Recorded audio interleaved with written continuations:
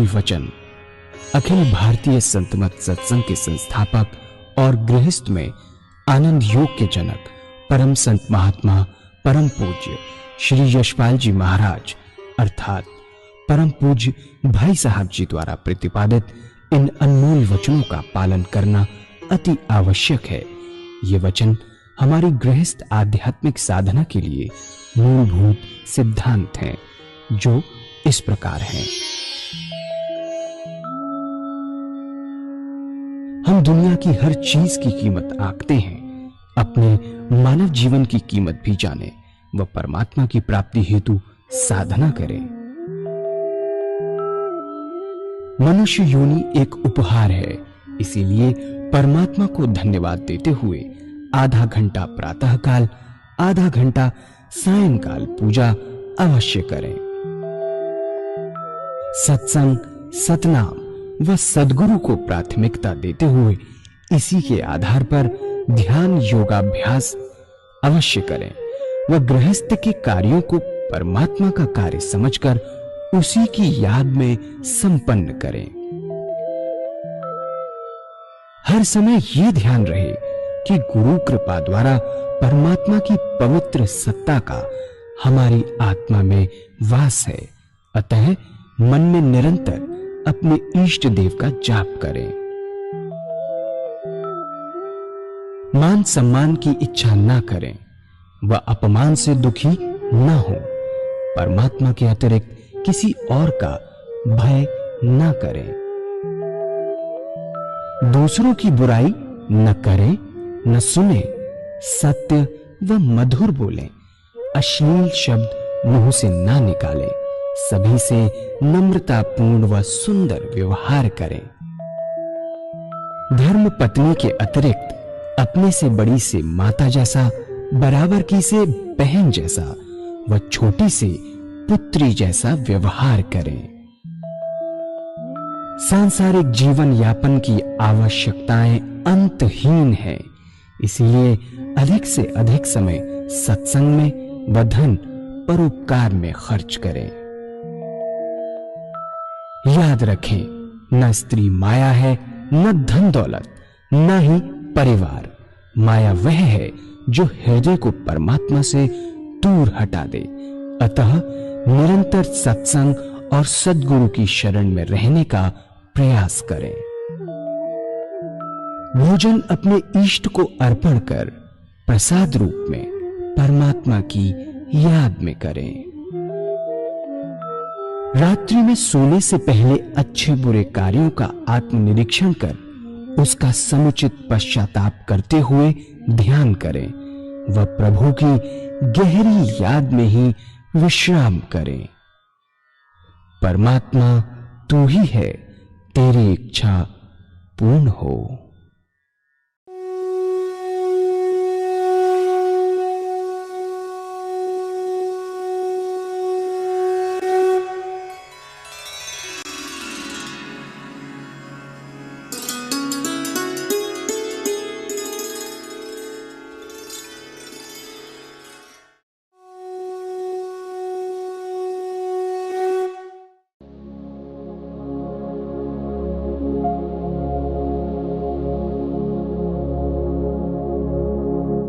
जय सद्गुरुदेव जय पद शरणम श्रेयस रूप चरणों शरणम।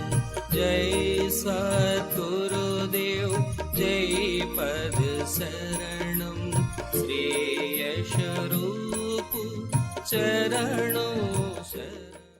जो साकार पुजारी है उसका सबसे ऊंचा काम क्या है कि एक इष्ट निश्चित करना अपना।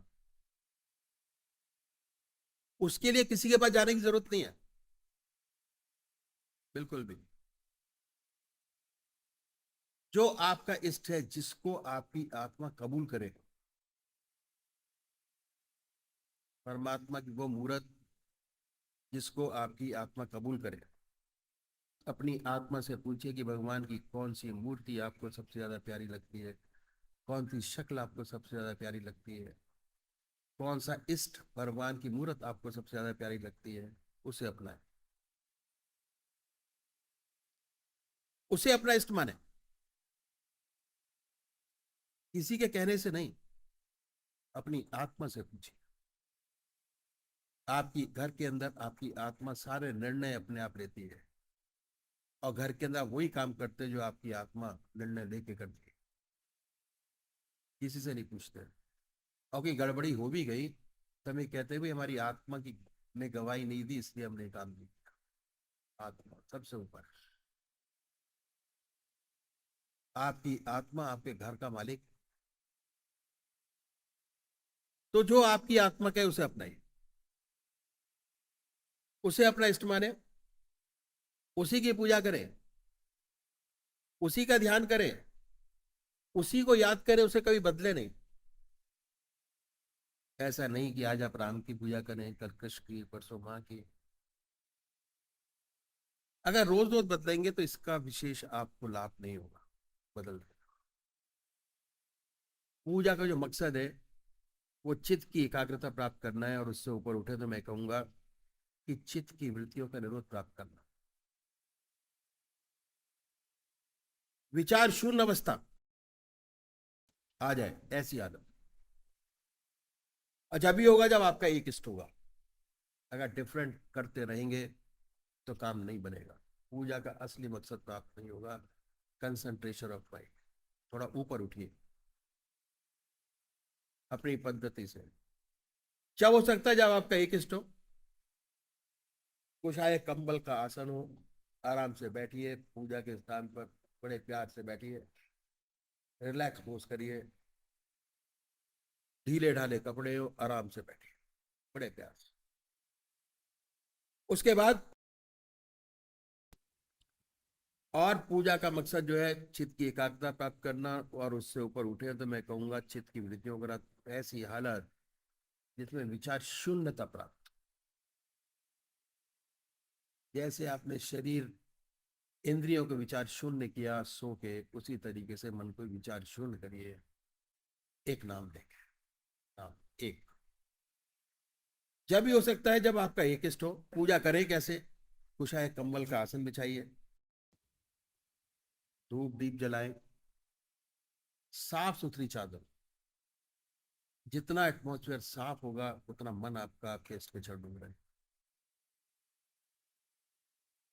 जरूरी नहीं है कि आप नीचे बैठे, अगर नीचे नहीं बैठ सकते तो आसन ऊपर लगा लीजिए, नहीं बैठ सकते तो और ऊपर आसन करते।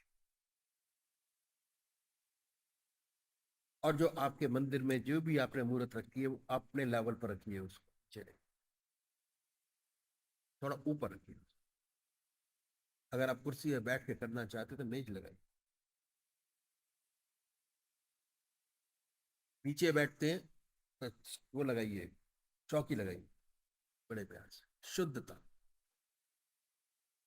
जितना आपका मन, आपका पूजा का स्थान शुद्ध होगा उतनी जल्दी आपका इष्ट आपके सामने विराजमान। पूजा कैसे करें? रात्रि के वक्त बदल कर बैठे।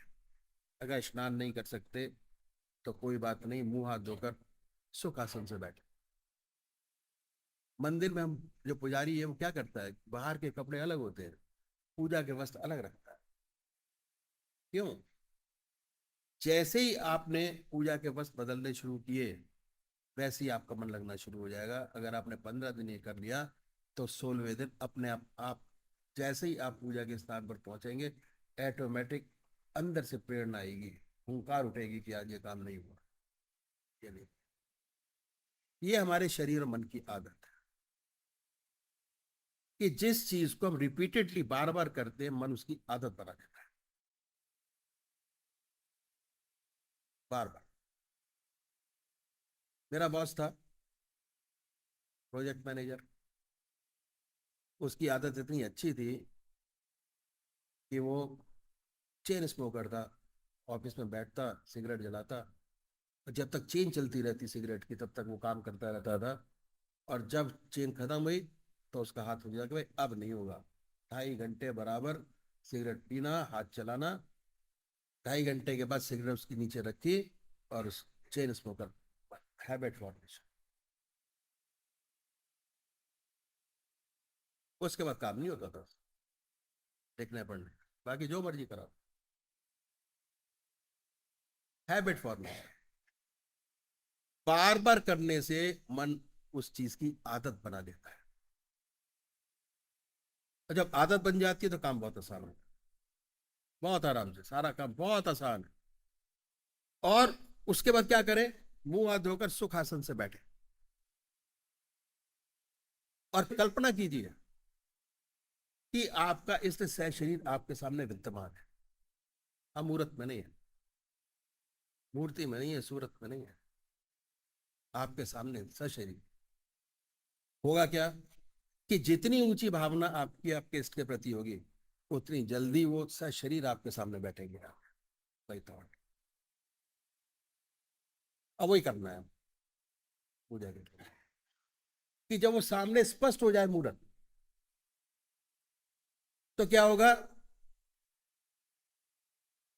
और ये तो हुआ सामने बैठ के, कोई भक्ति भरा भजन गाए अगर आता है तो, नहीं आता तो भावना, ये कट ऑफ है सांसारिक विचारों और परमात्मा की तरफ जाने के लिए। It is a cut off line. जैसे ही भजन करेंगे मन बड़ा सुंदर होगा, अपने इष्ट के प्रति आपके विचार बनेंगे। उसके बाद जब आपने सामने उनकी मूर्त बना ली अपने, और स्पष्ट बननी शुरू होगी, पहले नहीं बनेगी, तरह तरह के विचार सामने आएंगे।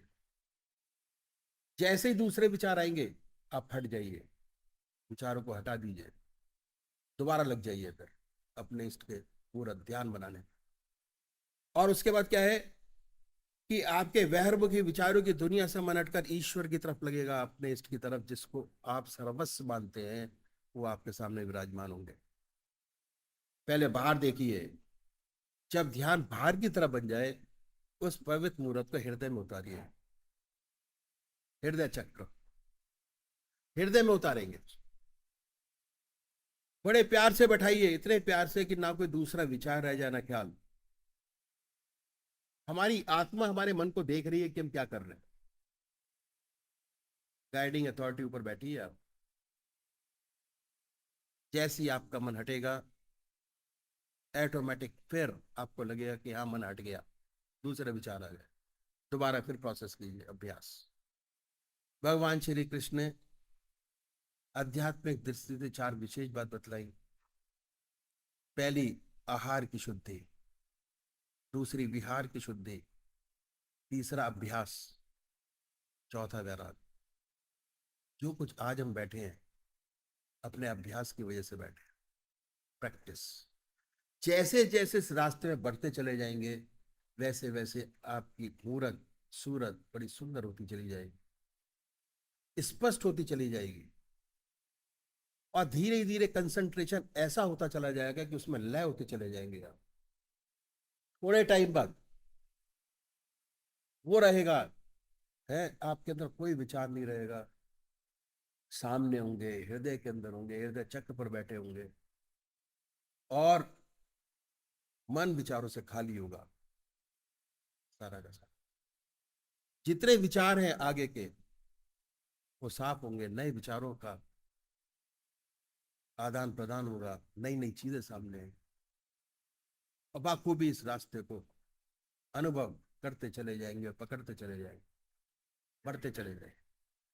अब क्या है, हमारी आत्मा हमारे मन को देखती रहती है, बताती रहती है हम क्या सोच रहे हैं। जब मन हट जाए तो फिर प्यार से दोबारा उस मूर्ति को जमाए। उसके बाद ना कोई विचार रहेगा, ना ख्याल। जब चेतन अवस्था में लौटेंगे, नींद कब आती है?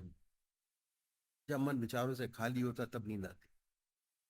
जैसे पूजा में अपना इष्ट आपने सामने बनाया, जैसे ही विचार खाली हुआ, सुषुप्ति की अवस्था आ जाएगी। ऐसा लगेगा कि जैसे हम सो गए, बैठे हुए कर पूजा रहे, सो रहे, बैठे खर्राटे मारते हैं लोग बैठे। ध्यान अवस्था, ध्यान अवस्था में और सुषुप्ति में फर्क क्या है कि अब ध्यान करेंगे तो जैसे ही सुषुप्ति की अवस्था में गए और उसके बाद बाहर निकले, तो जिसका ध्यान था उसी का ध्यान अगर आ गया आपके मन के अंदर, तो ये हुआ ध्यान। किया आपने अपने इष्ट को याद और उठे संसार में, तो वो निद्रा हो गई। बहुत माइन्यूट डिफरेंस है इस चीज का, दोनों चीज, सुषुप्ति में, सोने में और ध्यान। और इतना आराम मिलता है उसको करने के बाद। हमारे महाराज जी 18 घंटे काम करते थे, 3 घंटे सोते थे, एनर्जी वैसी की वैसी, कोई फर्क नहीं। मैंने कभी थकते नहीं देखा, बराबर काम पे लगे रहते। तो ये है बड़े प्यार से। जब मन हट जाए तो प्यार से इस मूर्ति पर जमाएं। कैसे जमाएंगे? बड़े प्यार से बैठिए, आनंद में अवस्था बनाए, सोचिए। बड़ी बड़ी आंखें हैं, गोल चेहरा है, जैसे पेंटर बनाता है। सर्पों की माला है, वृक्षशाला पे बनाए अपने सामने, ले हो जाइए। मेडिटेशन, कंसंट्रेशन है ये। कंसंट्रेशन बैठ के किया जाता है। और आप तो खूब समझते होंगे कंसंट्रेशन का मतलब क्या होता है। गिलास के अंदर 1 कप के अंदर 1 चम्मच चीनी डालेंगे तो कितनी मिठास आएगी। शरीर हमारा उसी की तरह है। राम नाम की चाशनी 1 चम्मच डालेंगे तो कितना आनंद आएगा, कितना मीठा होगा। 2 चम्मच डालेंगे तो कितना मीठा होगा। अंदाज लगाइए आप कितना आनंदित हिसाब किताब रहता है, टोटल आनंद। तो ये है। और जब चेतन अवस्था में लौटेंगे तो उसी के ध्यान में लौटेंगे। बड़ी सुंदर अनुभूति आपको होगी कि आपका मस्तिष्क आनंद से भर गया, जितना मस्तिष्क में बाहर था वो हल्का हो। सेंटर घर में इसलिए बनाते हैं कि घर का एटमॉस्फेयर चेंज हो। जो आज चल रहा है वर्ल्ड के अंदर वो सही नहीं है। सब इन्वॉल्व हो घर के एक साथ बैठ के, और सब आनंद से रहे। ये है पूजा का तरीका जो संतों ने बताया साकार पुजारियों के लिए। अगर ऐसे पूजा करेंगे तो विशेष लाभ होगा, चित्त की एकाग्रता प्राप्त होगी, कंसंट्रेशन, सुषुप्ति की अवस्था प्राप्त होगी। और सुषुप्ति के बाद धीरे धीरे अगर ये प्रैक्टिस आप करते रहे तो सुषुप्ति से सहज समाधि में प्रवेश करेंगे। दूसरे भाई हैं जो निराकार भगवान के उपासक हैं, परमात्मा की मूर्ति को नहीं मानते, भगवान के नाम को पकड़े और उस नाम को चुने जो आपकी आत्मा को सबसे प्यारा लगता है। हिंदू भाई ओम नाम, मुसलमान भाई अल्लाह, सिख भाई वाहगुरु, क्रिश्चियन भाई क्राइस्ट, गॉड, जीसस। जो भी आपकी आत्मा को अच्छा लगे उसको चुनिए बड़े प्यार से। जो नाम आपकी आत्मा को प्यारा लगे, आसन बड़े प्यार से बैठे, सुखासन से। आसन भी बहुत है, बहुत से लोग तो आसन सिद्ध करने में ही सारा टाइम वेस्ट कर देते हैं। हमारे यहाँ वो नहीं है। अष्टांग योग का रास्ता है ध्यान, धारणा, समाधि। उससे पहले आहार शुद्ध, विहार शुद्ध, ये शुद्ध वो शुद्ध अपने आप हो जाता है जब आपने एक चीज पकड़ ली तो। पहले 4 स्टेज छोड़ देते हैं, 5वीं स्टेज से शुरू करते हैं। याद ही लो, पतंजलि का अष्टांग योग। उसके बाद क्या है कि शुरू शुरू में दिक्कत होती है। दिल की आनंदमय अवस्था बनाकर दिल की हर धड़कन पर जो नाम आपने चुना है, जो नाम आपकी आत्मा को सबसे प्यारा लगता है, सुनिए, हृदय से निकल रहा है, वाइब्रेट करता है। ये है। और जब तक ऐसा ना हो तब तक जिह्वा से बोल सकते हैं बड़े प्यार से, आराम, धीरे धीरे। हमको स्टेज चेंज करनी है, हृदय से निकल रहा है और हम सुन रहे हैं। तो उसके बाद क्या होगा, ऐसी हालत पैदा होती है, ना कोई दूसरा विचार रहता ना ख्याल, ऐसे तल्लीन हो जाते हैं कि अपना होश ही नहीं रहता उसका, गायब अपने आप से। जब चेतन अवस्था में आते हैं तो वही नाम सुनते होते दोबारा। हमें एहसास होता है बड़े आनंद का कि हमारा मस्तिष्क अनुपम आनंद से भर गया, बड़ी शांति मिली, बड़ी शांति मिलती है, बहुत आनंद मिलता है, शांति और आनंद। अगर प्राप्त करना है तो इससे बढ़िया तरीका आपके पास नहीं है आनंद का। ये है, इन संतों ने पूजा का तरीका बताया, यदि ऐसे पूजा करेंगे तो विशेष लाभ होगा, चित्त की एकाग्रता प्राप्त होगी, सुषुप्ति की अवस्था प्राप्त होगी, और सुषुप्ति से सहज समाधि में प्रवेश करेंगे, और उसके बाद एक दिन ऐसा आएगा कि हम परमात्मा का अनुभव होने लगेगा, आत्मा परमात्मा का, और एक दिन ऐसा आएगा कि उससे एकाकार हो जाएंगे, जीवन रहते रहते एकाकार हो जाएंगे, जीवन मुक्त अवस्था। उसके बाद नहीं, रहते रहते सारी चीजें पूरी होंगी। ये इन संतों ने हमारे काम का समय न दिया जाए, इसका विशेष ध्यान रखा, क्योंकि बनाने 24 घंटे एक ग्रस्त के अंदर रहते।